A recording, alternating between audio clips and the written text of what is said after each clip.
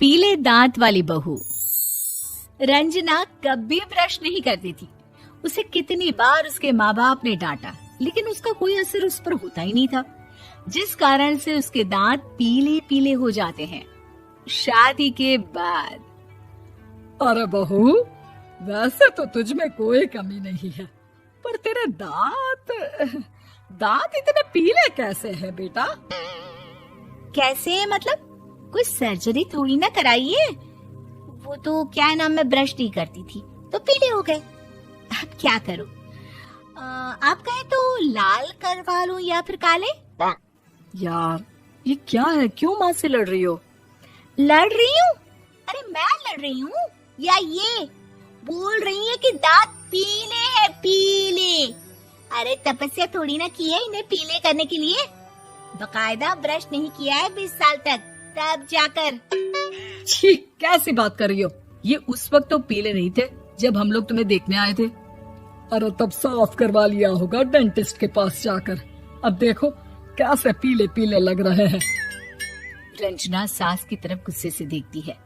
फिर शुरू हो गई पीले पीले पीले। अरे पीले तो तब भी थे जब मेरे हाथ का रसगुल्ला उड़ा उड़ा कर खा रही थी और बोल रही थी, लड़की नहीं गुणों का खजाना दे रहे भाई साहब आप। खैर, अब वो लोग करते भी तो क्या करते, पीले दांत वाली बहू पल्ले पड़ी थी तो झेलना तो था ही। एक दिन कीर्तन में रंजना गाना गा रही थी। अरे कमला बहन, माँ का द्वार है, यहाँ तो सब शुद्ध होकर आते हैं, फिर अपनी बहू को ब्रश भी नहीं करवाती तुम। दूर से पीले पीले दांत भक्ति में बाधा उत्पन्न कर रहे हैं। अरे कोई 2 साल की बच्ची थोड़ी ना लेकर आई हूँ मैं बहू बनाकर। अच्छी खासी लड़की है, अरे कैसे करवाऊं ब्रश? ये तो उसे खुद करना चाहिए ना। अब माँ बाप तो इसके जैसे तैसे निपटा दिए, ये नहीं सोचा कि सास कैसे संभालेगी। सास बहू को लेकर घर आ जाती है, लेकिन सोच लेती है कि अब इसे लेकर कहीं नहीं जाएगी। अगले रोज बहू कहती है, अरे क्या हो गया, मंदिर नहीं जाना क्या? कीर्तन का वक्त हो रहा है। मेरी मधुर वाणी से कान्हा जी जागते हैं और सोते हैं। आप तो जानती है ना उनकी भक्ति में कितना मन लगता है मेरा। वो क्या है ना, तबीयत ठीक नहीं लग रही है मेरी, आराम करूंगी मैं। तबीयत ठीक नहीं लग रही? अभी तो मिथुन के गाने पर नाच रही थी आप, और अब बोल रही है कि तबीयत ठीक नहीं लग रही। अरे भक्ति में मन लगा लो सासू माँ, ऊपर जाना है, क्या मुंह दिखाओगी आप? हाँ? सास को बहू की बात पर गुस्सा आ जाता है। मैं क्या मुंह दिखाऊंगी, इसकी चिंता तो ना कर, समझी? अपने मुंह की चिंता कर, जो ये पीले पीले दांत लेकर हर जगह पहुंच जाती है। पता है लोग कितना मजाक बनाते हैं। ना जी ना, मैं नहीं जाना कहीं तेरे साथ। तो ये बात है, कोई ना, मत जाओ, मैं अपने कमरे में ही बैठकर भक्ति कर लूंगी। ऊपर वाला दांत थोड़ी ना देखता है, मन देखता है, भावना देखता है। और अरे बस बस, तू सब कुछ दिखा, बस ये सफेद चमकदार दांत ना दिखाना किसी को, है? जा यहाँ से। बहू को सास की बात का कोई फर्क नहीं पड़ता, वो तो जैसी थी वैसी ही रह जाती है। सुबह नहाकर किचन में खाना बनाना, फिर खाना खाना, कीर्तन भजन करना और सो जाना। एक दिन, माँ जी मैं सहेली के घर जा रही हूँ, शाम को लेट आऊंगी। हाँ हाँ तो जाना, मैंने कौन सा तेरी आरती करनी है घर पर बैठकर। रंजना सहेली के घर जाती है, जहाँ वो पार्टी में जाने की तैयारी कर रही होती है। अरे शिखा, कहाँ जाने की तैयारी कर रही है?